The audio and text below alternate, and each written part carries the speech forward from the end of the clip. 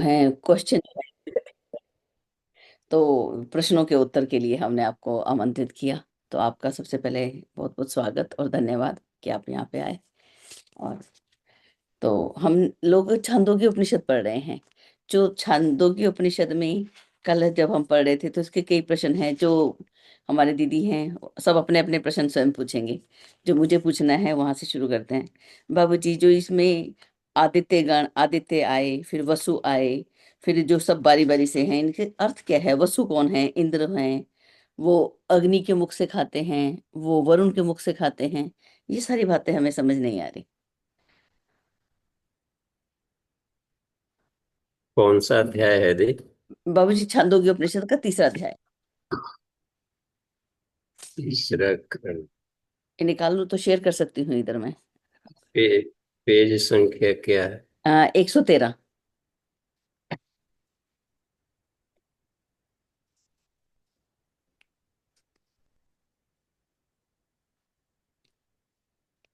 जी, 113, 14, 113, तीसरा अध्याय, शुरुआत की प्रथम खंड। जी, तो इसमें क्या दिक्कत है, कहाँ पर प्रश्न है? जी। अभी कितने पार्टिसिपेंट्स हैं आपके पास टोटल? अब इस समय 30 हैं जो आपने चलिए, बताया। सभी लोगों को हमारा प्रणाम। और क्लास शुरू करते हैं।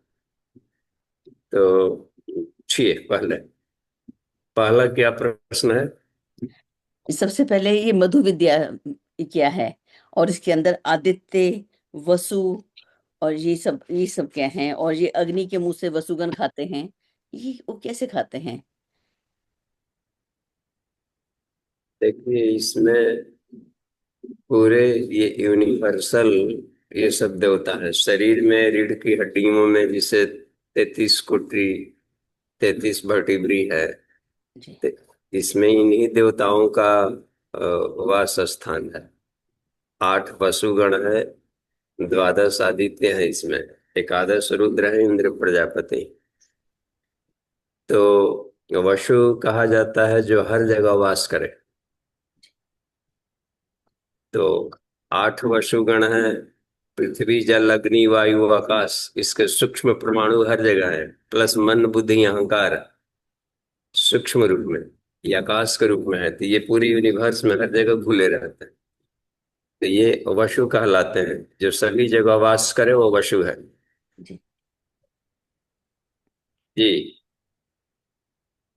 और इंद्र किसको बोला गया? ये इंद्र मन को बोला जाता है। इंद्र आत्मा को कहते हैं। जी। और मरुदगण, और छोटे छोटे क्वेश्चन है आज। जी। मरुतगण कहा जाता है जो एक्स एक्स किरणों के माध्यम से सृष्टि का में संचालन में सहयोग करते हैं मरुदगण। और ये मरुदगण सोम देव के मुख से खाते हैं। तो सोम देव के मुख से खाना, ये छोटे छोटे। हाँ, सोम कहते हैं आनंद को, तृप्ति को। आनंद के लिए ये हमें मिले जाते हैं मरुदगण। जी। मधु विद्या यानी सविता विज्ञान। सविता विज्ञान को कहा जाता है, ये उन्हीं के, ये सब सविता विज्ञान के सब देवता गण है, मधु विद्या के। तो सविता विज्ञान के साथ मुख्य घोड़े उसमें आ जाते हैं। कॉस्मिक, विश्व देवा प्रथम। उसमें फिर आ जाते हैं अल्ट्रावायलेट रेज से काम करने वाले, विश्व देवा द्वितीय। फिर उसमें आ जाते हैं ये आदित्य गण।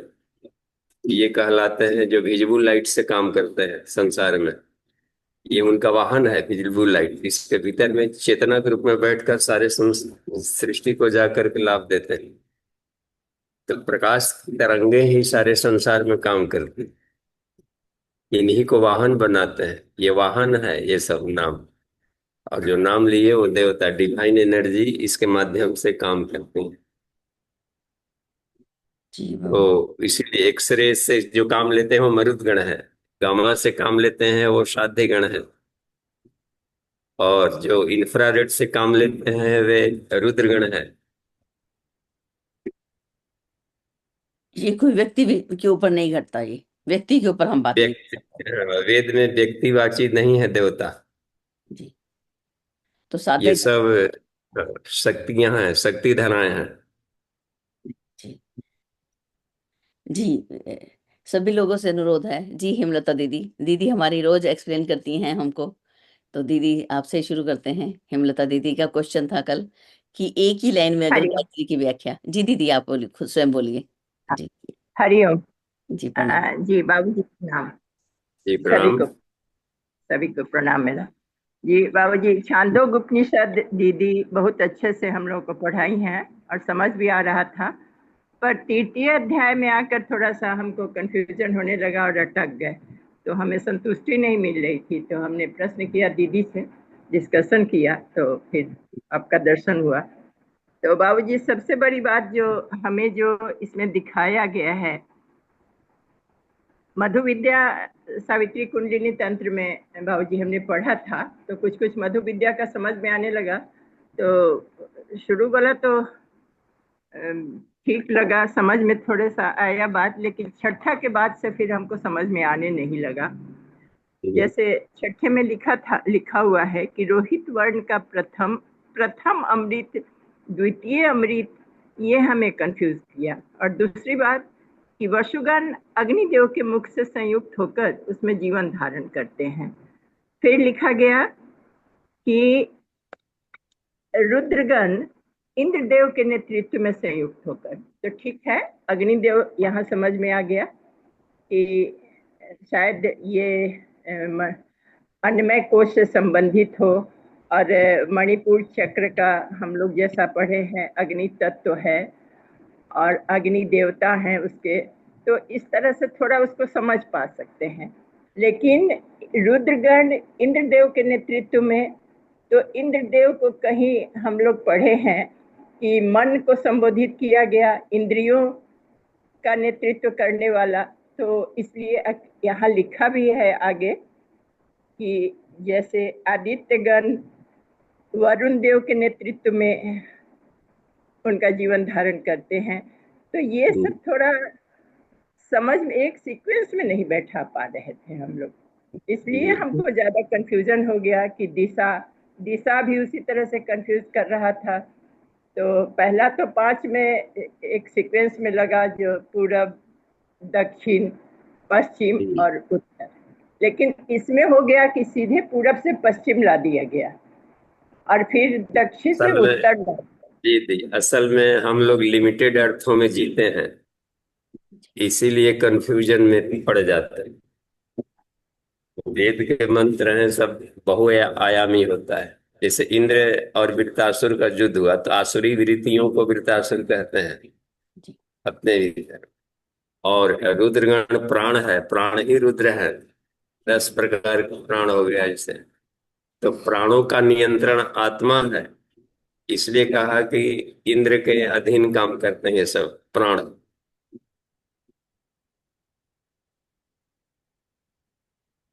और फिर ये प्रथम अमृत, द्वितीय अमृत, ये अमृत क्या है? इसमें अमृत जी। छठे खंड में जो है कृष्ण रोहित रूप अमृत है। और सातवें खंड में शुक्ल रूप। और आठवें खंड में अ, कृष्ण रूप। नवे में कृष्ण चौथा अत्यंत कृष्ण। खंड, पांचवा खंड, छठवां खंड है। हाँ। सभी। हाँ, तो इसमें जो रोहित वर्ण प्रथम अमृत है। जी। अमृत कहते हैं, अमृत ये आत्म विद्या को ही अमृत कहा जाता है, ब्रह्म विद्या, आत्म विद्या। प्रथम अमृत है वसुगण, अग्निदेव के मुख से संयुक्त होकर। तो ये जो है अग्निदेव, तो पांचों कोषों में अग्नियां ही काम करते हैं, कुंडलिनी शक्ति। अग्नि से ही सब गतिशील हो गए। जैसे प्राणाग्नि, जीवाग्नि, योगाग्नि, आत्माग्नि, ब्रह्माग्नि, अग्नि ही ऋषि हैं। तो सारे सृष्टि में अग्नि परमेश्वर को ही अग्नि कहा जाता है, अग्नि स्वरूप परमात्मा। तो जितने भी ये सब नाम है मूलतः परब्रह्म के नाम है। एको देवा सर्वभूतेषु गूढ़ा, आपको किरण दी कहीं मिला होगा उपनिषद में, जी श्वेताश्वतरों में। एको देवा सर्वभूतेषु गूढ़ा, एक ही देव है यहाँ सृष्टि में, सभी जीवों के हृदय में है। सर्वव्यापी सर्वभूतांतरात्मा कर्माध्यक्ष सर्वभूताधिवास, तो उसी के नाम है। तो परब्रह्म का ही नाम इंद्र है, परब्रह्म का ही नाम है वसुगण है। तो अमृत यानी कहा जाता है प्रथम, ये सब आत्मविद्या ही अमृत विद्या है, आत्मा के मर्ता का बुधत्व होना। तो ये इस तरीके से रखे जाते हैं।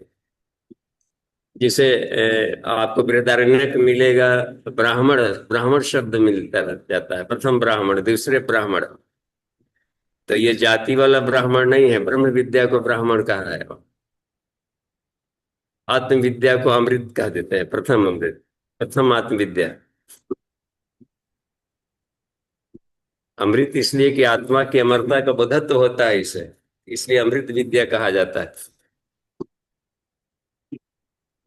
जी, बस एक अंतिम प्रश्न है कि ब्रह्म के बारे में हम लोग को बताया गया कि कण कण में ब्रह्म है, परमेश्वर है, वह परमात्मा है। तो कहीं कहीं प्राण को ही ब्रह्म कह दिया गया, कहीं कहीं ये राम कृष्ण सभी ब्रह्म हैं और तारी सत्ता को ब्रह्म कहा गया, कहीं कहीं सत्य को ब्रह्म कहा गया, कहीं अग्नि को ब्रह्म कह दिया गया, कहीं गायत्री को ब्रह्म कह दिया गया, गायत्री और सावित्री। तो इस तरह से हम लोग किसको ब्रह्म, पर ब्रह्म परमेश्वर, कहीं प्राण को ही ब्रह्म कहा गया। तो ठीक है। ये रसो वैसा। इसको आपने सत्संकल्प पाठ में जिसे आज दीदी पढ़ी हर्षा बहन, तो पहला क्या था उसमें? जी, जी, ईश्वर को ईश्वर सब। को सर्वव्यापी न्यायकारी मानकर उसके अनुशासन को अपने जीवन में उतारेंगे। हाँ, तो ब्रह्म सर्वव्यापी है, प्राण में भी है वही, इसमें भी है। तो सर्वव्यापी मानेंगे तो ये शुरुआत ही में बोल दिया कि सर्व ईश्वरी सर्वव्यापी, ईशावास्यम इदम सर्वम। छांदोग्य माने सारा सृष्टि ईश्वर का आच्छादन है, घर है, इसमें हर जगह घुला हुआ है। तो प्राण भी उन्हीं से गतिशील है, सारे देवता उन्हीं से गतिशील है, सूर्य भी उन्हीं से, उनके द्वारा तपते हैं। तो एक एक ऐसा ज्ञान युक्त ऊर्जा है जो हर जगह खुला हुआ है ईश्वर। तो जिस रूप में जिसमें देखेंगे उसको कह दिया जाएगा कि प्राण ही ब्रह्म है। मन के भीतर में ईश्वर को बोधत्व पाएंगे तो मन ही ब्रह्म है कहेंगे। तो हर जगह उन्हीं का राजपाट है, तो उन्हीं को कहा देखा जाएगा, वासुदेव सर्वमिति। तो उन्हीं के सारे नाम है। वह बलवान है तो प्राण कह दिया जाता है, वह महान है तो भूमि कह देते हैं। वो संकल्प मनन चिंतन करते हैं ईश्वर, तो इसलिए मन कहला जाते हैं। उन्हीं के सारे नाम है दी, इसलिए हम नामों के अंतर में इस सब में कोई हम लोग भ्रम में न पड़े। जी बाबू, प्रणाम, धन्यवाद। जी जी धन्यवाद। जी जी ठीक है, और पूछते रहिए, और भी जहां तहां के अल बल सल कुछ भी पूछिए, हम आ गए थे। जी प्रणाम बाबूजी, मैं बोलूँ? जी चलो प्रणाम। जी। प्रणाम बाबूजी। आप हफ्ते में एक दिन जरूर आया कीजिए, हम लोग के बहुत सारे प्रश्न होते हैं। ये प्रथम खंड में ही छंदोग्य उपनिषद का ही पूछ रही हूँ। जी ये तृतीय खंड है। ओके। ऊंचा होने से द्यो ही उत है, अंतरिक्ष घी है, पृथ्वी था है, आदित्य ही उत है। मतलब ये पूरा पैराग्राफ ही, वायु ही घी है, अग्नि ही था है, सामवेद ही उत है, यजुर्वेद घी है। क्या क्या समझे? उद्गित यानी हर एक से अपने आत्मिक विकास में सबका उपयोग करिए। उद्गित, उत माने ऊपर उठना। तो जो कुछ भी अपना करे तो ऊपर उठने, खान पान रहन सहन ऐसा अपना बनाया जाए कि अपने जीवन को ऊपर उठावे, आत्मा आत्मा आत्मा के स्तर को ऊपर उठावे, तो उसको उद्गित कहेंगे। ठीक है। तो बस। सबका ये, हाँ जी। उद्गीत यानी आत्मिक विकास में किसी भी चीज को लगा रहे हैं तो वो उद्गीत कहलाएगा। सरल सीधा उपाय हम बताते हैं आपको जी। काहे का उसमें ढेर पचड़े में पड़ना। इतने सारे सीधा कंफ्यूज सरल है ना। सरल वाला रास्ता जी। और उपनिषदों में भी कुछ थोड़ा जटिल है। सरल उपनिषद आपको अनेकों मिलेंगे। महोपनिषद सब सरल सरल मिलेगा। आत्म पूजोपनिषद कितना सरल है। अध्यात्मोपनिषद, कुछ साधना परक उपनिषद मिलेंगे। संडिल्योपनिषद, तत्वयोगोपनिषद। और आपको ये मिलेगा जो कुंडली उपनिषद, जो चूड़ामणि उपनिषद, ये सब वो सब मिलेंगे आपको। प्रैक्टिकल वाला महामुद्रा, महावन, महावेदस्य, खिचड़ी सब मिलेंगे। प्राणायाम और ये सब। तो ये तैत्तिरीयोपनिषद, ब्रह्मानंद वाली पंचकोश साधना वाला सब मिलेगा उसमें। जी। जी बाबू जी, सभी यही बहनें हम कठिन लोग। वाला हम लोग ज्यादा दिमाग न लड़ाए। नहीं। हाँ, और उसमें ढेर दिमाग ला के उलझे मत। बस गन्ना का निचोड़े और जूस पी के मस्त रहे, चलते बने। जी। सब लोग बहुत संदेह में आ जाते हैं बाबूजी, और उसको हर लेसन को पंचकोशों के साथ जोड़ने का प्रयास करते हैं। हर लेसन को, हम्म। हर उसके 5 भाग हैं तो 5 कोष साथ में जुड़ेंगे ही आज। हाँ, सृष्टि पंचधा है गायत्री में है। और गायत्री के प्राण पंच प्राण है, 5 मुंह है, तो पंच से जोड़ने में कोई दिक्कत नहीं है। रोज जुड़ते हैं। हम्म। रोज जुड़ते हैं। 5 प्राण है, पंचधा है ही गायत्री। जी। जी पिताजी प्रणाम। जी। जी अ, प्रणाम। पिताजी चैट में एक सवाल है सविता दीदी का। बोलिए। लिखती हैं, प्रणाम बाबूजी।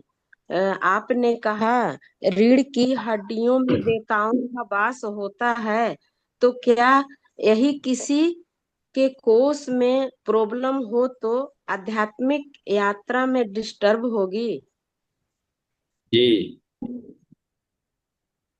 आध्यात्मिक यात्रा के लिए शरीर का स्वस्थ होना इसमें जरूरी नहीं तो आपको दर्द में कराहेंगे। गायत्री मंत्र नहीं जपेंगे, कराहेंगे आ दादा बाबू यही सब करेंगे। इधर उधर के चिल्लाना शुरू करेंगे। तो इसलिए पहले शरीर को स्व अन्नमय कोष की साधना कराई गई कि शरीर का निरोग होगा तो आदमी थोड़ा शांति से बैठ करके 10-15 मिनट आधा घंटा ध्यान लगा सके। प्रयत्न शिथिल, ठीक है ना। दर्द होता रहेगा तो कैसे स्थिर बैठेंगे और ईश्वर में मन लगे। नहीं तो मन भागेगा उधर जहां शरीर में दर्द है। जी बाबूजी, मतलब ये वाला प्रश्न था कि जैसे मान लीजिए साधक को कोई दर्द नहीं होता है, लेकिन कभी रिपोर्ट में आया कि जो कोष्ठ हैं वो नीचे वाले कोष्ठ एक दूसरे से हल्का नजदीक हैं, जिससे कि नसें जाती हैं। तो क्या इससे भी प्रॉब्लम होगी? बाकी हाँ, उन्हें आध्यात्मिक यात्रा में कोई प्रॉब्लम नहीं होगी। विचारों में प्रॉब्लम हो सकता है। उसमें नर्वस सिस्टम सब है, तो विचारों को वही दौड़ाते हैं। टेलीफोनिक लाइन है सब। तो कहीं न कहीं पर सांसारिकता के भाव वो गांठ बनाए रखेगा। तो इसके सब लिए क्या गांठें करना हैं। चाहिए बाबूजी? फिर इसके लिए क्या करना चाहिए? कुंडलिनी जागरण में उसके टॉक्सिन को हटाया जाता है, चक्रों की सफाई और प्राणिक हीलिंग। जी, बहुत बहुत धन्यवाद। प्रणाम बाबूजी। जी। जी। जी, और कोई प्रश्न है तो हैंड रेज कर दें। हाँ, मालूम नहीं पड़ेगा ऐसे तो। हाँ जी सब। पिताजी, इसी में से एक मेरा क्वेश्चन है कि संकल्प मन से करते हैं कि संकल्प से मन, समझ में नहीं आ रहा है। लिखा तो है कि संकल्प से बड़ा मन है, मन से बड़ा संकल्प, ऐसा कुछ अब चल रहा है बारी बारी से हर कुछ। तो मेरे समझ में ऐसा आ रहा है कि मन में ही संकल्प उठता है। हाँ, लेकिन तो आपका भी ठीक है। अच्छा। तभी ना विचार उठाए और संकल्प को निकाल सकते हैं। तो मन जो बड़ा है वो निकालेगा। हम्म। बड़ा ही निकालेगा। हम्म। संकल्प संकल्प करिए, देखते ना, आचार्य बोले संकल्प कर, इसका मतलब कि आप संकल्प कर सकते हैं, विचार निकाल पिताजी। सकते। जी। पिताजी ने यहाँ पे फिर से लिखा हुआ है ना कि चित्त संकल्प से अधिक श्रेष्ठ है, तो फिर हाँ, संकल्प से ऊंचा चित्त हो गया। उसमें अब चित्त है कि हमारे संस्कार संकल्प को रुकावट डाल देते हैं, वो बाध्य अच्छा। कर देते हैं कि ऐसा ही सोचे। आदतें, चित्त में सभी आदतें जमा रहती है।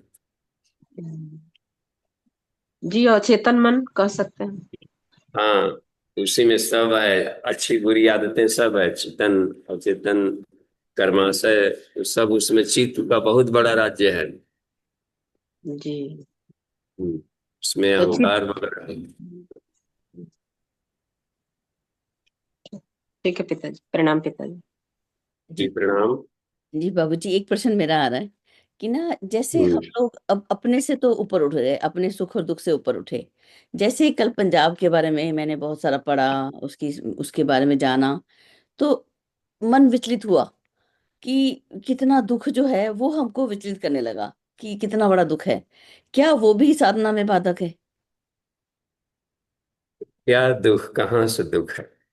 जी बाबूजी, जब वो इतना सारा पानी, वो ईश्वर सब कुछ ईश्वर ईश्वर जब सर्वव्यापी है और ईश्वर आनंदमय शांतिमय है तो दुख कहाँ है? तो जैसे लगता है कि हम तो कुछ नहीं कर पाए, हम लोग कुछ कर सकते थे, जैसे अंदर से एक विचलन। तो मुझे कल रात को मुझे थोड़ा सा नींद आने में देर लगी। अब जैसे कि आप धियो न प्रचोदयात बोलते हैं गायत्री मंत्र, तो सबकी बुद्धि सन्मार्ग में लगे तो उनके लिए प्रेयर कर ही रहे हैं। जी। उसमें तो न हमारे हम सब का, उसमें वो शामिल हैं जिनके लिए आप पीड़ित हो रहे हैं।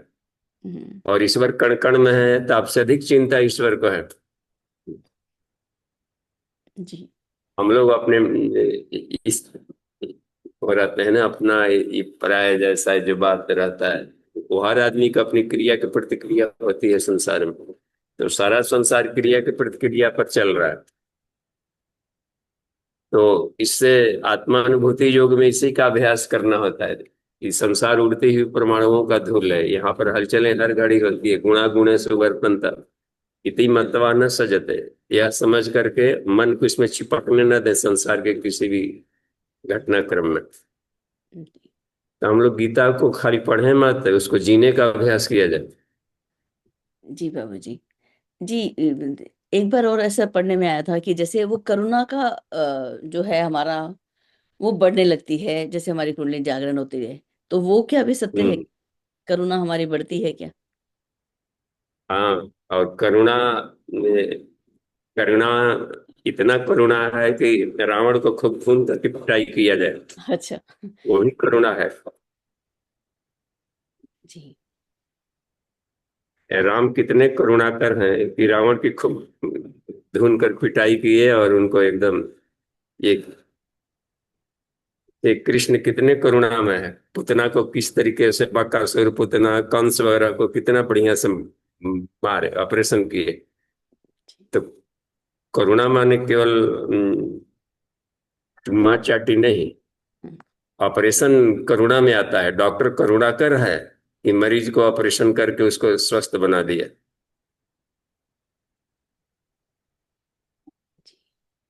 हम भ्रम में पड़ जाते हैं थोड़ा सा, इतने इमोशनल ये है। हम्म। तो भावना नहीं, इमोशन अनाशक्त प्रेम है जी। जी।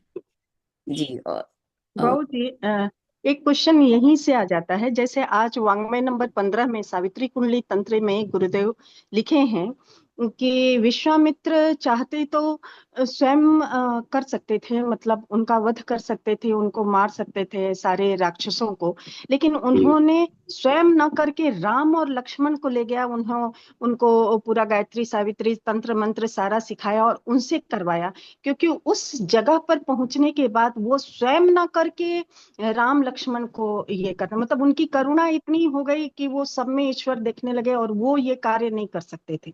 तो फिर नहीं, ये ऐसा कैसे ये हुआ? ये शिष्टाचार है कि जवान के रहते बूढ़े लोग न लड़े।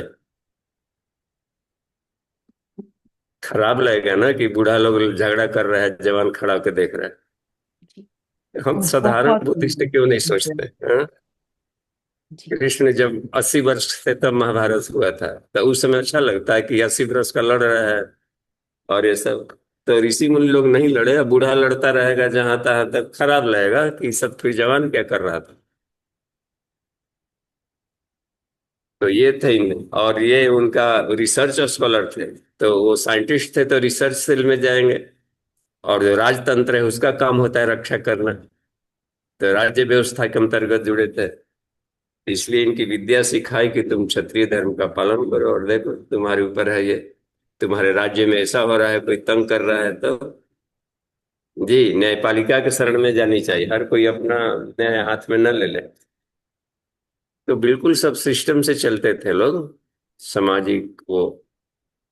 अच्छा, ये तो बहुत सुंदर। बाबू जी, एक क्वेश्चन और आया था कल, परसों आई थी चेतन अचेतन सुपर चेतन में। जब वो हो रहा था कि उसमें आया था कि चेतन सत्ता से हम पदार्थ जगत को नियंत्रित करते हैं और उसमें हेर फेर करना भी संभव है, जिसमें विशुद्धाख्या वो विशुद्धानंद जो ये हैं उनके संत, उनके बारे में आया कि कैसे उन्होंने सारी प्रकृति में हलचल मचा करके, मतलब उस बांस के ये से तिनके को फिर अग्नियास्त्र में बदल दिए, फिर उसको वरुणास्त्र में बदल के वर्षा करा के उस अग्नि को शांत किए। तो ये मतलब वहां चेतन अचेतन सुपर चेतन में यही लिखा हुआ था कि हम अपने अंतर को इतना मतलब पावरफुल बना सकते हैं साधना के द्वारा कि पदार्थ पर हेर फेर कर सकते। तो ये कैसे, क्या इसमें कैसे सिस्टम ये हो सकता है? केवल अपने आप को स्वच्छ किया जाए, निर्मल चित्त को निर्मल केवल करें, तो आपकी इच्छा मात्र से प्रकृति हलचल में आ जाती है। आपका सोचना होगा और प्रकृति दौड़ कर वो काम पूरा कर लेगी, कुछ करना नहीं पड़ता है। तो जो भी कुछ नया चमत्कार हो जाए तो समझिए कि ईश्वर कर रहा है। मनुष्य में चमत्कार नामक कोई चीज नहीं होती, ईश्वर ने उस मनुष्य को माध्यम बना लिया। और इसी यही चित्त की निर्मलता के द्वारा ही कहानियों में, मतलब हमारे पुराणों में ये लिखा गया है कि वो इतना उनका ये तपस्या इतनी बढ़ गई थी कि इंद्र का सिंहासन डोलने लगा और इंद्र हलचल में आ गए, यानी प्रकृति डोलने लगी कि वो उसका चित्त इतना निर्मल हो गया कि वो ब्रह्म के स्वरूप हो गया। क्या इसको इसी तरह से समझ सकते हैं? जी, कबीरा मन निर्मल भर, देखते हैं वहां भी उनकी चित्त इतना निर्मल हो गया कि पाछे पाछे हरि फिरे। प्रहलाद ने अपना चित्त निर्मल किया, कहते हर जगह हरि हरि, वही विष्णु हर जगह दिखता था। हम लोग को अभी दोस्त दुश्मन के पचड़े में, आंखों में अभी यही फंसा हुआ है। ईश्वर को सर्वव्यापी मानकर, देखिए शुरुआत ही अंतिम क्लास है सत्संकल्प पाठ में। और दूसरा कितना बढ़िया, शरीर को भगवान का मंदिर माने। और आत्म संयम देख रहे हैं ना, चलते फिरते उठते बैठते आत्मा का ही चिंतन करना है अपने सोहम भाव में, इसको आत्म संयम। तो ये सब गुरुदेव ने सब ऐसे ही कर दिया है कि अलग से केवल इसको पालन किया जाए तो बात बन जाएगी। चित्त की निर्मलता के ही सूत्र हैं वो सब।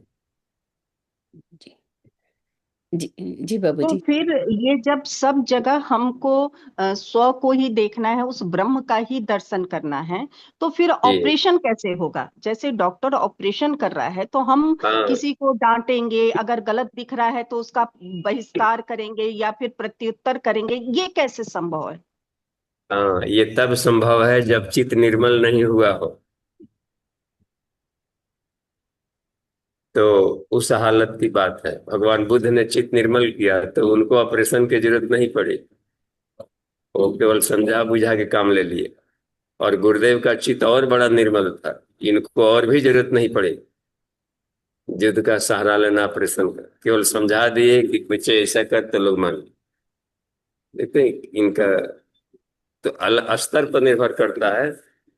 जी हम्म, जी आदित्य भैया का हैंड रेज है। आदित्य भैया। बाबूजी प्रणाम। जी प्रणाम। बाबूजी, मेरा प्रश्न है ना, विकिरण दीदी जो प्रश्न कर रही थी उससे ही संबंधित है। मैं गुरुदेव के कुछ लाइन को कोट कर रहा हूँ, बोल रहा हूँ।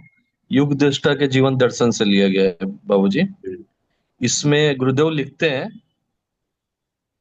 कि इन दिनों बहुत बहुत कड़के, रात में जब भी आंख खुल जाती है तो तभी यही प्रसंग घूमता है।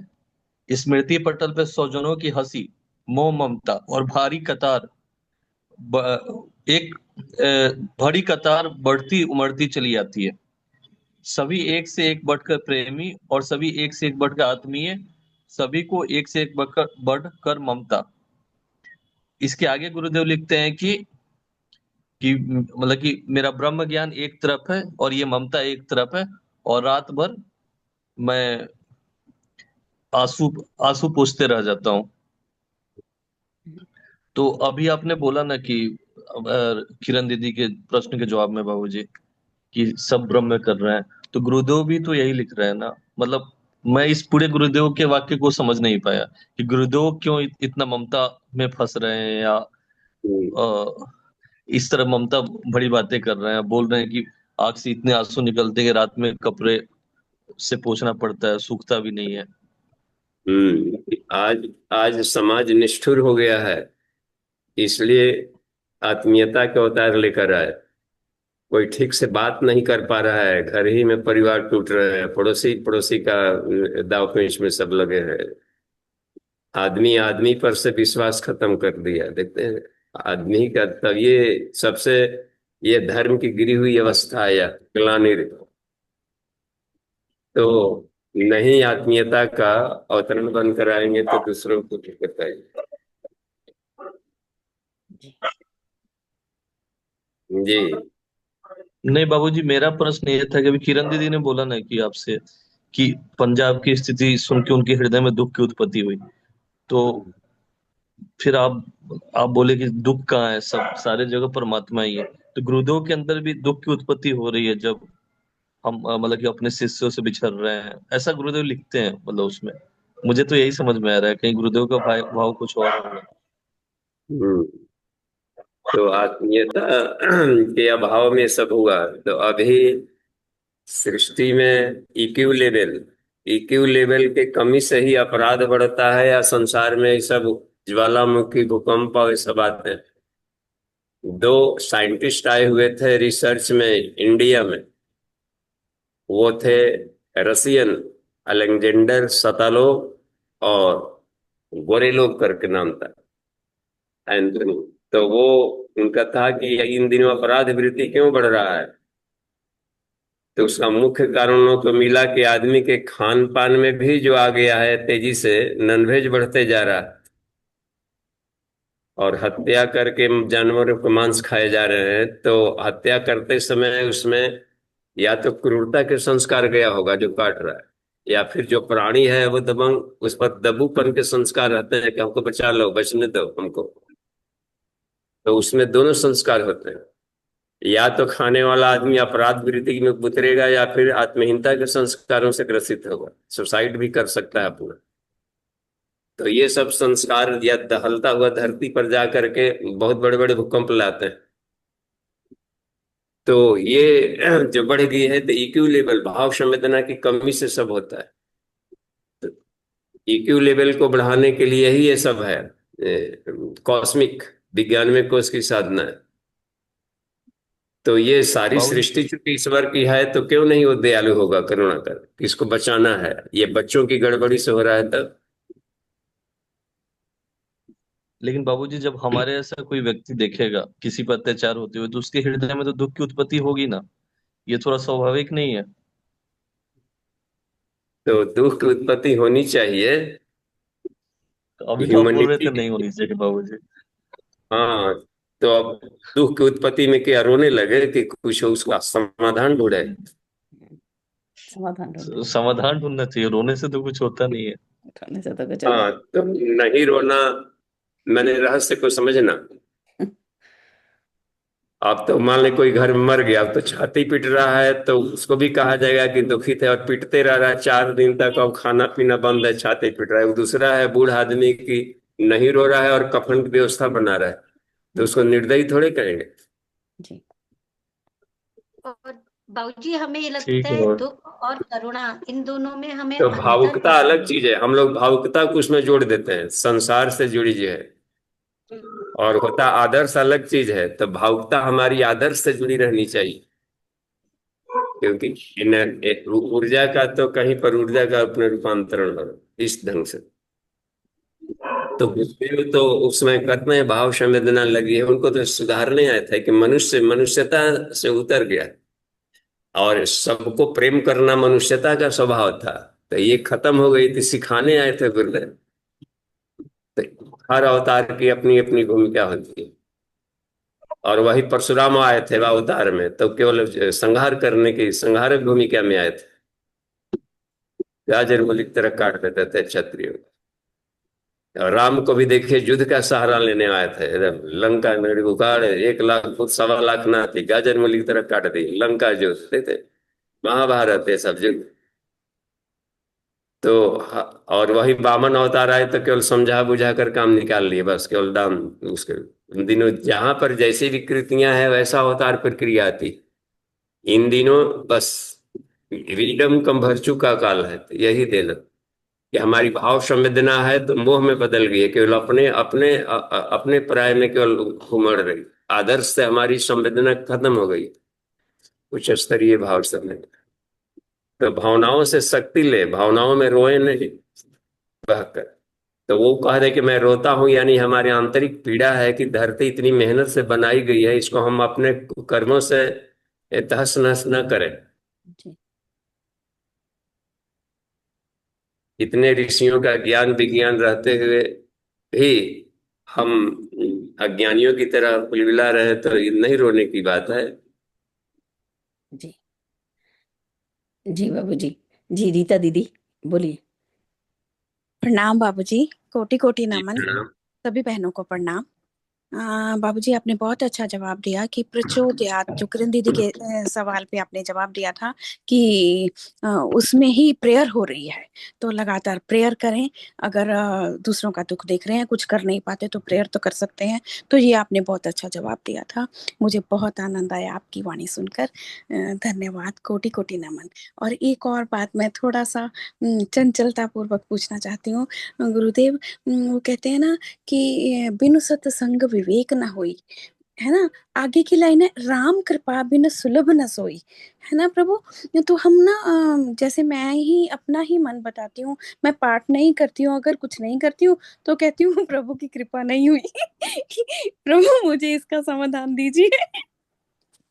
लो जी। लो बाबूजी। हाँ, अच्छी चीज है, धन्यवाद। जी तो जी जी बाबूजी, सादर प्रणाम, सभी को सादर प्रणाम। बाबूजी हम लोगों ने ये इस पुस्तक में पढ़ा था वाङ्मय वन में कि गुरुदेव का 2 लाइन पढ़े थे कि गुरुदेव कहते हैं कि बहुत लोग नारी की उपेक्षा पे, नारी की दुर्दशा पे बहुत लोग बहुत लंबा चौड़ा भाषण दे देते हैं, बहुत दया दिखाते हैं, लेकिन कुछ करने की उमंगें कितनों के अंदर उत्साहित होता है, ये देखने वाली चीज है। कि हम सभी देखते हैं, सभी बोल के चले जाते हैं कि नारी इतना पिछड़ी है या फिर कुछ ऐसा है, लेकिन उमंगें किनके अंदर उगती है वो देखने का चीज है कि कौन कौन क्या कुछ कर पाते हैं। उसी पर, हृदय पर, पीड़ा पर मैं, मेरे आंखों से झरझर आंसू गिरते हैं। यह लाइन भी गुरुदेव ने लिखा था दीदी, बाबूजी। मैं पढ़ी थी, मुझे याद था, तो मैं यहाँ बोलना चाहती थी कि करुणा दिखाना, सचमुच करुणा दिखाना मतलब रोने नहीं बैठ जाना है, कि बिल्कुल। उसके लिए कुछ कर दिखाना है। एक बार जी बंधन विदाई का चल रहा था, शांति कुंज में हम थे, और टोलियों की विदाई का एक चल रहा था इस वक्त। तो वंदनीय माता जी ने कुछ गुरुदेव का जीवन प्रसंग कुछ इस तरीके का इमोशनल आ गया दृश्य की वो थोड़ा सा भावुक हो गई, और चश्मा रुमाल निकाल कर जैसे कि अपने आंसू को दबदबा सी गई। तो ये हो गया। तो इनको देख करके एक शिष्य सामने समूह में बैठे थे और खूब दहाड़ मार कर रोने लगे, चिघाड़ चिघाड़ कर छाती पीट कर रोने लगे वो भाव में। अब वंदनीय माता जी का प्रवचन ही डिस्टर्ब होने लगा, अब शांति नहीं हो रहा था।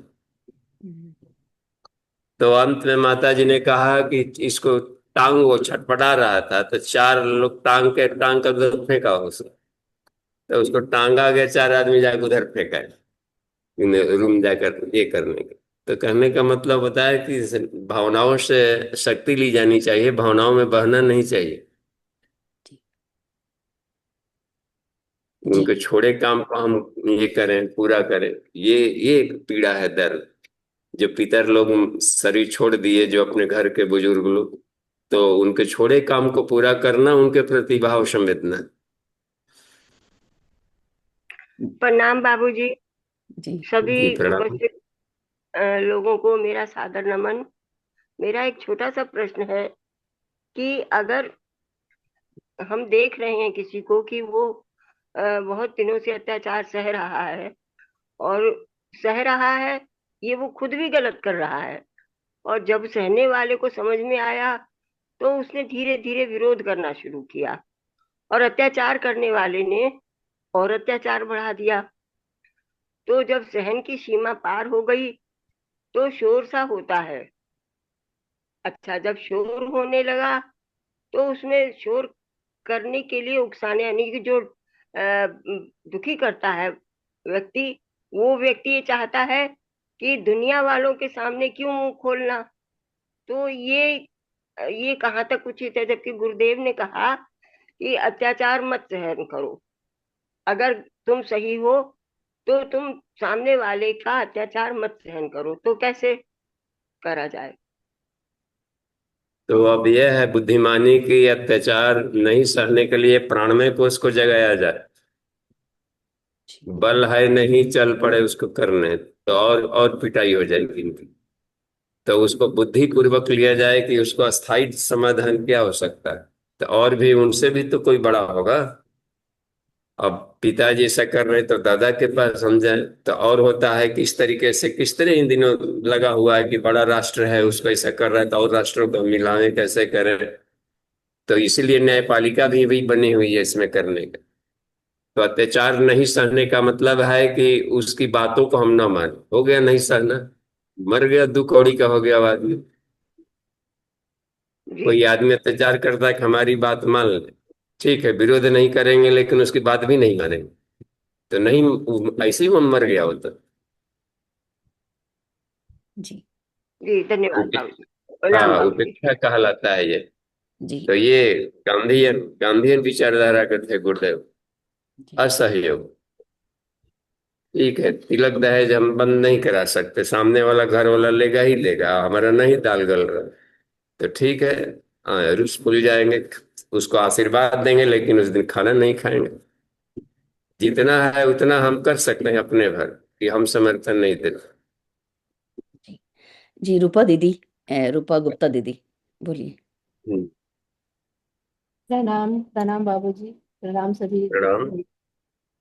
जी गुरुजी, मैं ये पूछ रही थी, अभी हम लोग पढ़ रहे थे छांदोपनिषद।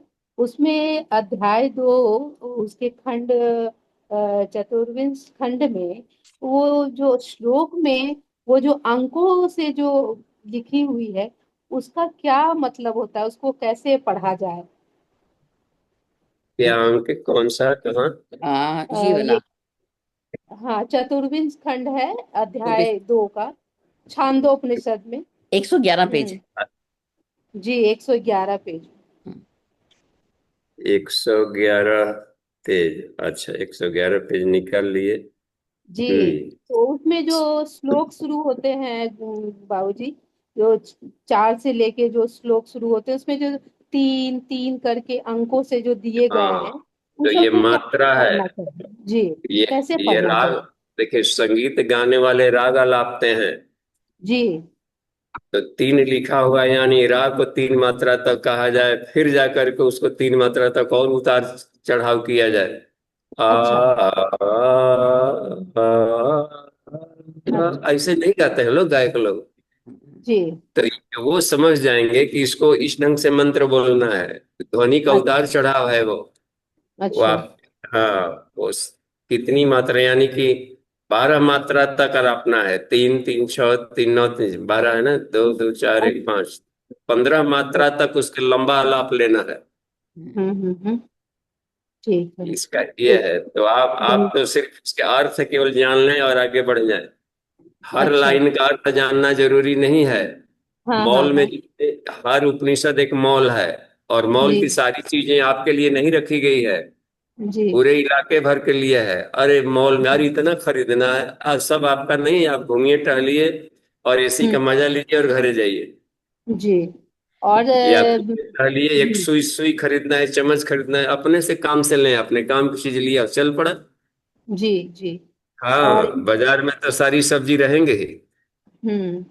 ठीक है। और इसी के आगे जब तृतीय अध्याय शुरू होती है उसके प्रथम खंड में, ये हमें इसका ठीक से सार नहीं समझ आ रही कि ओंकार का रूप या आदित्य ही देवों का मधु है। द्युलोक वह तिरछा बांस है जिससे छत्ता लटकता है, अंतरिक्ष छाता है और किरणें मधु मक्खियों के बच्चों की तरह है। मतलब इसमें किस तरह की भाव को बताने का प्रयास है वो मैं समझ नहीं, ठीक से वो नहीं समझ रही। ये अलंकार है। अलंकार से और सुंदर बना दिया जाता है ताकि असुर लोग लाभ न लें, समझदार है वो समझ जाएंगे। तो इस यूनिवर्स में सब तिरछे, देखिए पृथ्वी तिरछे है, साढ़े जी 23 डिग्री कैसे झुकी हुई है। जी। तो उसी को तिरछा बांस लगाया हुआ कह दिया। अच्छा। और इस तरीके से सारे अब अंडाकार सभी घूम रहे हैं एक मधुमक्खी। तो इस तरीके से मधुमक्खी की छत्ता अपने पूरे सौर मंडल की मधुमक्खियों को लेकर के सब अपने अपने गोल गोल ऐसे घूम रहे हैं।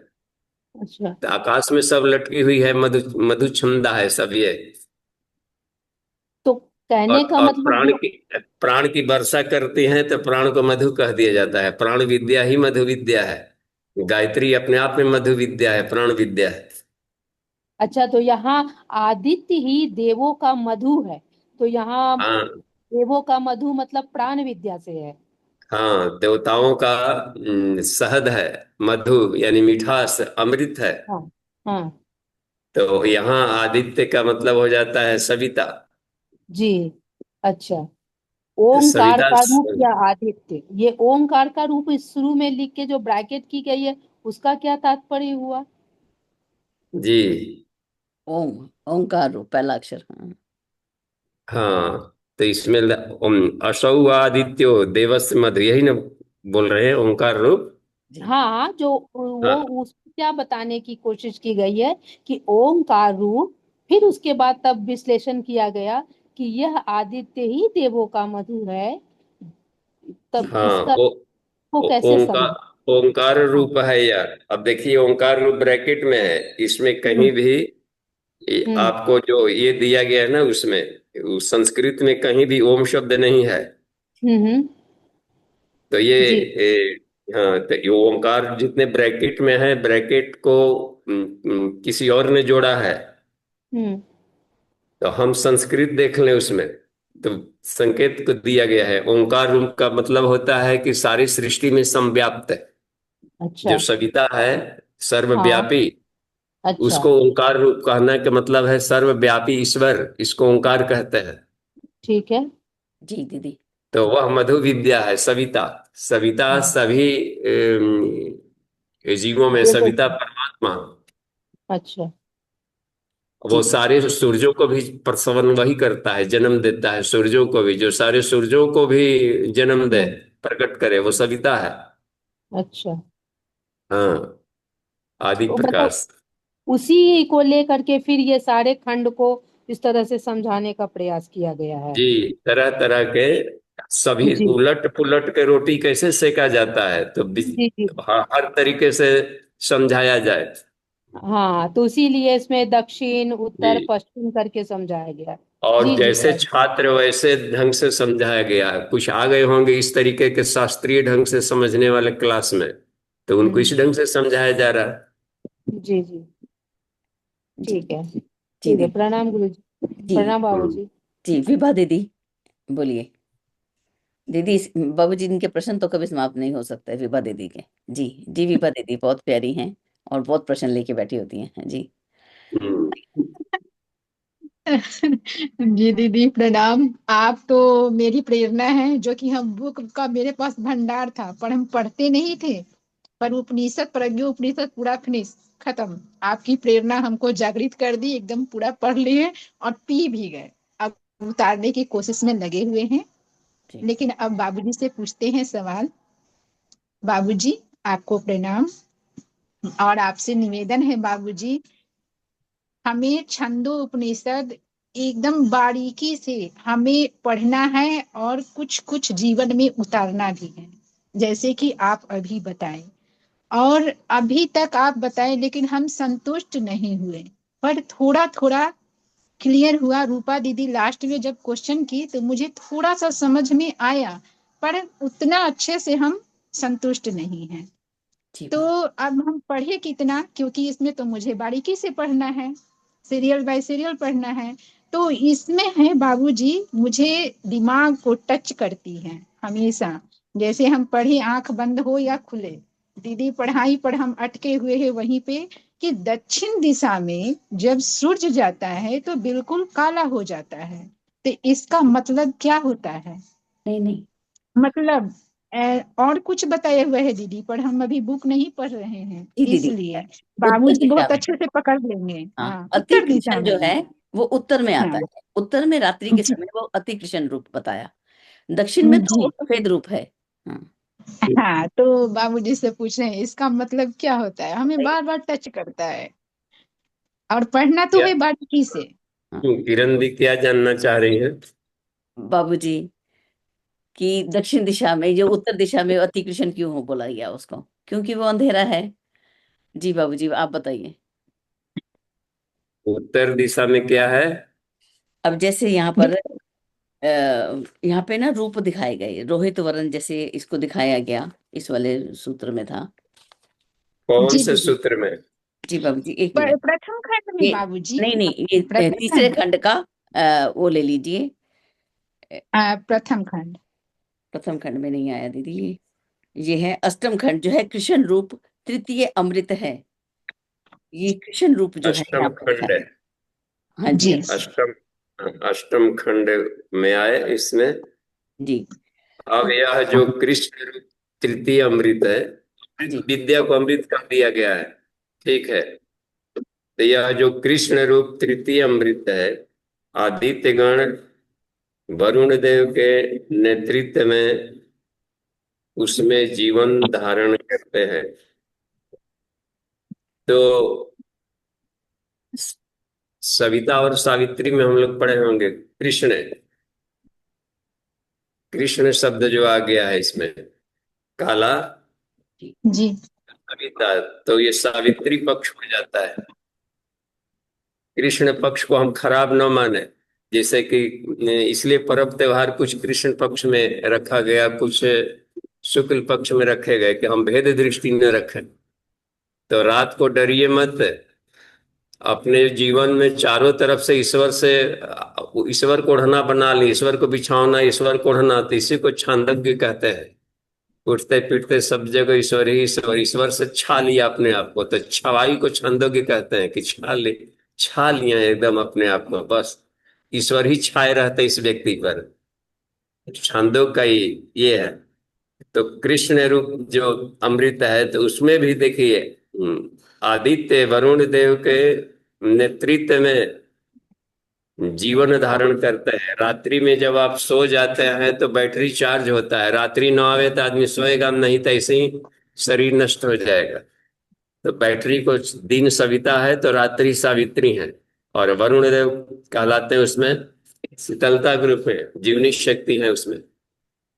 तो आदित्य वहां पर चले जाते हैं रात्रि में विलीन हुए। इसका मतलब होता है कि हम अपने कारण रूप में सुषुप्ति अवस्था में जाकर बैटरी को चार्ज करें अपने आप को, और बिल्कुल ताजा होकर के सुबह से अपनी गतिविधियां शुरू करें।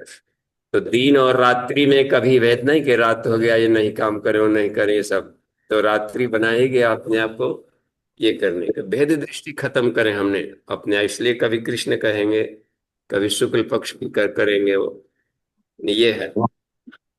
जी जी वरुण माने बाबूजी। वर्ण करने योग्य, तो सविता को सविता का एक नाम है वरुण। गायत्री मंत्र में तत् सवितुर्वरेण्यम, जो वर्ण करने योग्य है उसको वरुण कहता है। तो सविता को ही वरुण कहा जाता है। जी। हाँ, तो तो रात्रि में भी उनको वर्ण करें और इस तरीके से रेस्ट मोड में जा करके दिमाग में तनाव रहित होकर के निधिध्यासन करके हम सोएं, तो आएगा धीरे धीरे समझ में आते जाएगा। अब किरण दी के बैच में जुड़े रही, इसमें बहुत अच्छी अच्छी सब ब्रिलियंट दीदी लोग हैं सब, तो इसी से मिलेगा। और जन्म जन्म मुनि जतन कराही, एक ही युग में सभी लोग नहीं हो जाते, अपने ज्ञान और साधना के आधार पर ही आत्मज्ञान मिलेगा। इसलिए हड़बड़ाई छटपटाने से कोई इसमें नहीं है, बात पहले नहीं बनेगी। इतने में खुश रहिए कि हम अच्छा रास्ता पकड़ा गया है और चल रहे हैं बस। और हाल मस्त रहना जरूरी है, मस्ती को ईश्वर कहते हैं। 24 घंटे आनंद में रहिए, बस पालिए ईश्वर को, काहे का ढेर माथा पची करना। जी जी ठीक बाबूजी। है, धन्यवाद। जी। जी 2 बाबूजी प्रश्न और हैं। प्रणाम हाँ जी बिल्कुल, थोड़े में ही निपटाइए क्योंकि समय हो चुका है। जी मीनाक्षी दीदी और हाँ, शांति पाठ करिए, अब हम अब अपना समेट रहे हैं। जी बाबूजी, 2, हाँ, एक एक ठीक मिनट का है ले सर, लीजिए बाबूजी।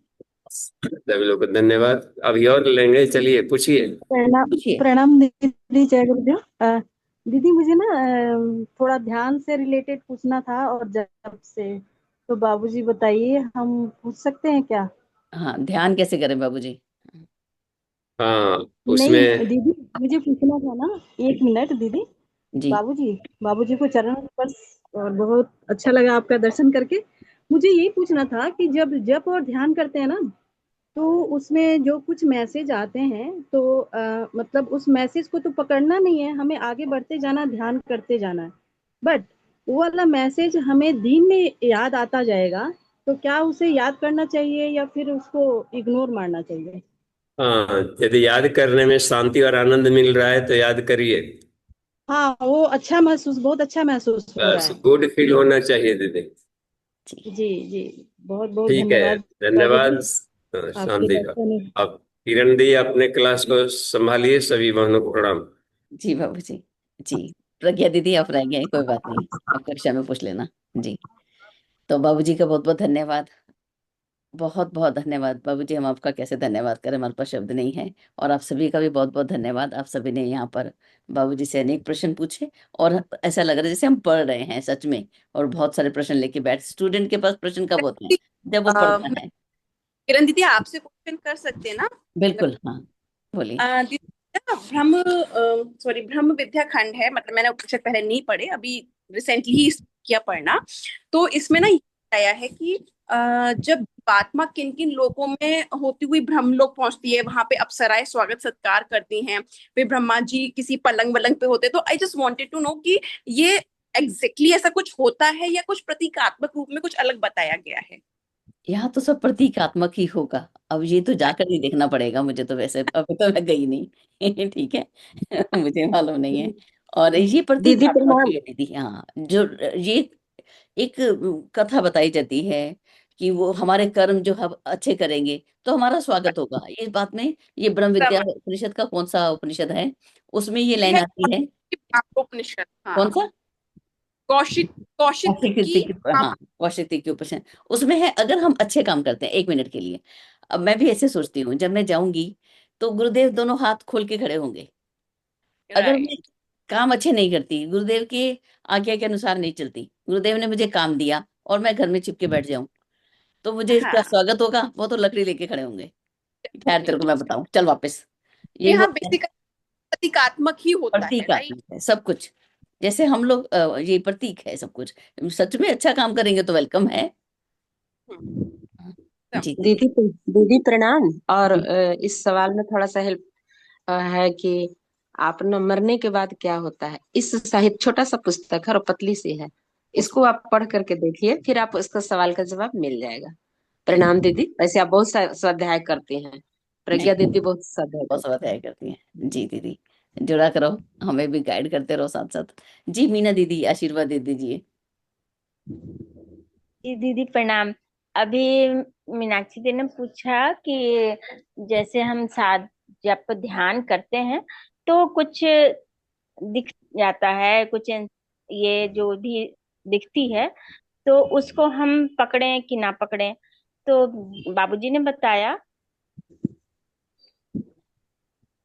जी जी दीदी, आप सुन रहे हो? हम बिल्कुल सुन रही हूँ दीदी, ये तो मैं बैठी है। तो बाबूजी ने बताया कि अच्छा फील हो रहा है तो आप पकड़ो। लेकिन दीदी, कुछ अच्छा मतलब एक अनसैचुरेटेड फील हो, मतलब ना अच्छा ना बुरा, बस एक इंसिडेंट टाइप से दिख रहा है और वो याद है, ध्यान के पीरियड में दिख गया और वो हमेशा ही याद रहती है, मतलब भूलती नहीं। तो उसको हम कैसे लें, कैसे समझें? वो हमें पॉजिटिव थिंकिंग दे रहा है तो चलने दो।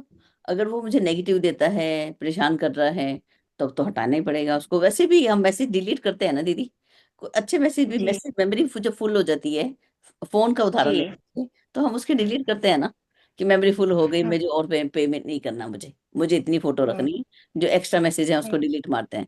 तो अपने जो हम्म, आते हैं ना, ये चित्र विचित्र आते हैं, जो कल्पनाएं आती हैं, जो ध्यान में कुछ देख लिया, मुझे ऐसा ध्यान में हुआ, वो भी डिलीट मारते जाए, मुझे ऐसा लगता है। मुझे मालूम नहीं, अगर अच्छा है, सुख दे रहा है तो ठीक है, नहीं तो उसको जाने दो, डिलीट मारिए। नहीं दीदी, 110% सही। दीदी बहुत बहुत आभार सवाल थैंक यू के जी। जवाब के लिए। जी ये जिनसे मेरा सुकून छीन रहा है, चैन छीन रहा है, उसको रखने से क्या फायदा? क्या फायदा, हटाइए इनको। उसको तो हटा ही देना है ना। जी मतलब वही जी टाइम लगेगा बट हट जाएगा ना दीदी? हट जाएगा, हटाइए हाँ, उसको। लगातार उसके प्रयास में लगे रहेंगे तो हट ही जाएगा। चलो, आप धन्यवाद उसको दीदी, बहुत बहुत पकड़िए, धन्यवाद। है ना, कि कुछ हम गलत उसको परिस्थितियां पकड़े। रहती है ना, हमारे पीछे पीछे दौड़ती रहती है, लेकिन हम उसको झटक के, जब हम उसको झटकने का प्रयास करते हैं कि हमारे जीवन से हट जाए, तो धीरे धीरे करते करते हट ही जाता है। कोई चीज असंभव थोड़े ना है, सब संभव है। सब संभव है। हाँ, देर लगेगी लेकिन ऐसा नहीं कि असंभव है। तो उसी तरह जी निगेटिव चीजों चीजों को हम क्यों रखें संभाल संभाल के। जी। अच्छा धन्यवाद दीदी। जी, प्रणाम पे सभी ऐसे को। कर सकते हैं बहुत कि बहुत भाव तो गुरु का दिया हुआ है, तो गुरु चरणों में ही अर्पित, आपका ही भाव आपको ही अर्पित, ये भी समर्पित। बहुत अच्छा है। हाँ, ये तो और अच्छा, और अच्छा है। बहुत सुंदर। हाँ, तब देव ये तो बहुत समर्पित, तुम्हें देव समर्पय। बात खत्म। चलिए, समय हो चुका है। आप सभी, आज 55 लोग हैं यहाँ पे, 55 लोग हैं। आप सभी का बहुत बहुत धन्यवाद। और नहीं नहीं दीदी, हम लोग ना 70 लोग थे। अच्छा, तो मैंने देखा नहीं हो अभी सकता। अभी पिताजी जैसे गए वैसे अपना लोग आ गए हटे, तो 70 वही लोग ठीक थे। है। और एक दीदी का सवाल है चैट में कि जी प्रणाम दीदी, उपनिषद की क्या क्या डेली का क्लास लेती हैं तो लिंक हम लोगों को भी भेजिए। जी, कहाँ तो भेजना ये है दीदी बता देना, हमें भेज अब लिंक देंगे। वही तो, चाहे वो अपना नंबर बता दे तो हम जोड़ देंगी, दीदी किरण दी जोड़ देंगी, किशोरी जी दी जी, जोड़ देंगे, हम जोड़ देंगे, कोई भी आप जोड़ डाल देंगे। देना, किसी को भी जानते हो उससे बात कर लेना, पहुंच जाएंगे आप। हाँ ठीक है, बस कक्षा में। ठीक है। और नित्य प्रति हम पढ़ें, सब अध्याय जो मिलकर करते हैं तो उसमें ज्यादा सरल हो जाता है। एक प्रश्न करते हैं तो दूसरा समाधान देता है। हमारे साथ हेमलता दीदी रोज जी लेते हैं, अनिता दीदी हैं, मीना शर्मा दीदी हैं, तो सबका जी समाधान, उपमा दीदी, दीदी का समाधान मिलता रहता है। आपको दीदी बहुत बहुत धन्यवाद। दीदी आपका बहुत बहुत आभार। हम लोगों के शंका का समाधान करवाई आप दीदी, बहुत अच्छा। अब दुगने उत्साह से फिर कल से जुड़ेंगे। जी तो दीदी। बीच में अटक कर रह गए थे। अब तो हमें वह तत्व की जानकारी हो गई। वह तत्व कुछ नहीं है, वो सारा अमृत सब कुछ वही ब्रह्म है, वही आत्मा है। उसी का तो ज्ञान प्राप्त करने चले हैं हम लोग, मंथन कर तो रहे हैं। दीदी, दीदी जी प्रणाम दीदी। तो उपनिषद जो हम लोग पढ़ रहे थे, जहाँ उलझे हुए थे, ये वसु और अमृत और उत्तर ठीक दक्षिण पश्चिम, तो दीदी इसको जरा कल फिर एक बार क्लियर कर दीजिएगा। है दीदी, चलिए ले बाबूजी लेंगे। के बताने से तो लगा कि अरे ये तो कितना आसान है, लेकिन ठीक फिर है दिमाग में कौन रहा, तो मैंने कहा इतनी बात तो आपसे बोल ही दूं, ये जरा मुझे एक बार और सब क्लियर कर जी, दीजिएगा। बिल्कुल। जय दीदी प्रणाम। गुरुदेव। चलिए गुरुदेव, चलिए मीटिंग एंड करते हैं, छोटा प्रणाम देखिए दीदी। समय का ध्यान छोटा सा कुछ पूछ रहे चाह रही थी ध्यान के बारे में। अभी जो चर्चा चल रही थी, रखें। जी तो मैं ये पूछना चाह रही हूँ कि जैसे गुरुदेव की वाणी के साथ में ये तीनों शरीरों का ध्यान या कुछ भी, ये 5 प्राणों का ध्यान, ये सब चलता है, तो वो तो जैसा जैसा बताते हैं हम वैसा वैसा सोचते रहते हैं। तो अ, वैसे तो इतना महसूस नहीं होता, बस ये है कि जैसा बता रहे हैं वैसा करते चले जाओ। लेकिन कई बार ये एकदम मौन होकर के भी कहा जाता है, मौन बैठ जाओ, कुछ नहीं सुनो, तो उसमें कुछ अलग अनुभूति सी होती है। तो किस तरह से करना चाहिए, जैसे जी दीदी, मुझे ये नहीं समझ। ध्यान बहुत कैसे सरल करना चाहिए? बाबूजी ने बहुत सरल बताया हमको। बाबूजी ने बोला कि हमें ये पिक्चर नहीं देखनी कि पूरे में सूर्य उदय हो रहा है, वो क्या हमें अपनी बुराइयां दिख रही हैं? हम जो बुराइयां दिख रही हैं हम उनको उठाने हटाने का प्रयास कर रहे हैं, उसकी जगह अच्छाइयां डाल रहे हैं। ये सबसे बड़ा ध्यान है। हम ध्यान में, क्या मुझे अपनी बुराइयां दिखी? नहीं दिखी तो ध्यान किस बात का किया हमने? सत्प्रवृत्तियों का संवर्धन, दुष्प्रवृत्तियों का उन्मूलन सबसे बड़ा ध्यान है, सबसे बड़ा योग और तप इसी को बताया। तो दीदी निरंतर हम लोग जो ध्यान है हम अपनी मानसिक शांति के लिए करते हैं, ध्यान उसमें आता है। तो मानसिक शांति के ऊपर हम जैसे भी हमको अच्छा लगता है, जैसे भी आत्मानुभूति योग करें, ध्यान करें, मौन रहना चाहें, पंचकोशों का ध्यान करें, जिसमें कीर्तन गीत गाएं, जैसे भी ईश्वर के साथ एक रूप हो सके और जिसमें हमें आनंद आए, वैसा ही ध्यान करना चाहिए। इसमें मुझे कोई साइंटिफिक तरीका मुझे नहीं समझ आता, जैसे भी अच्छा हाँ, लगे। कहते हैं ना जी, कोई ध्यान वही है जिसमें हमने मग्न हो जाएं। ध्यान जिसमें हम वही है जो हमें एक हो खुशी जाए, दे, अंतर से हमारे अंदर खुशी पैदा हो, हमारे एकाग्रता उसमें सधे, वही हमारा ध्यान हो गया वही हमारा ध्यान और है। उसमें हम रम जाएं। जी अच्छाइयों को, आदर्श को स्थापित करें अपने अंदर। चलिए, जी बहुत समय जी हो गया, आज समय से ज्यादा चल रहे हैं। तो एक बार शांति पाठ और कल फिर अगले प्रश्नों के साथ हम सबका सानिध्य है, सब मिलजुल कर हम पढ़े, आगे बढ़े, गुरुदेव की जो पीड़ा है हम उसको समझें और उसके निवारण के लिए जी जान से जुट जाएं। तो इसी के साथ आज के लिए हम चलते हैं, विदाई लेते हैं। एक बार ओम, 3 बार शांति। जी, ये दिन होता है क्लास, बता दीजिए, इतने ही टाइम में यही लिंक रहता है तो जी सभी समझ जाएंगे जी, जितना। यही लिंक 4 से 5 रोज। चलिए, एक बार शांति पाठ। ओ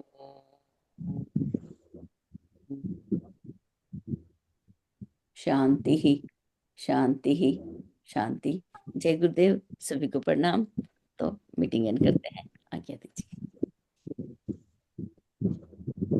जय गुरुदेव, सभी को प्रणाम। सभी कल को फिर मिलेंगे सभी को नए उत्साह प्रणाम। से। जय गुरुदेव।